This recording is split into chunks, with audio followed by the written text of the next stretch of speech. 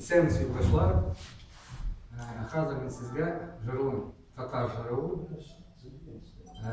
Мен Картайман, yanımda sen bulsa. Добрый вечер, дорогие друзья. Я хочу вам спеть песню на татарском языке, которая называется «Я никогда не состарюсь, если ты будешь со мной рядом».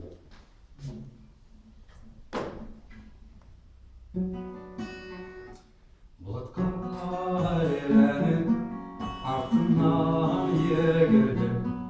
Dilesen işinde kar bulup yermin. Kar bulsam kar almam, buz bulsam buzulmam.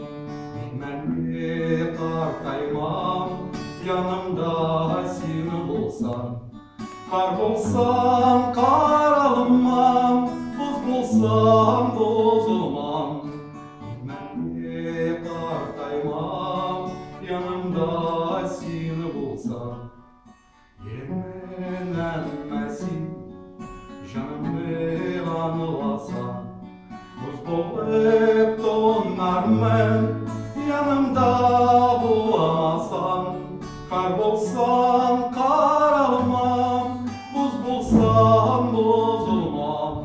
Bilmem kartaymam, yanımda seni bulsam.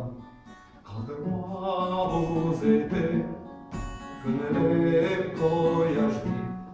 Sen bulsam yanımda, günlerim ayazdı. Kar bulsam kar almam, buz bulsam bozulmam. Bilmem kartaymam, yanımda seni bulsam. Bilmem kartaymam, yanımda seni bulsam. Yanımda seni bulsam.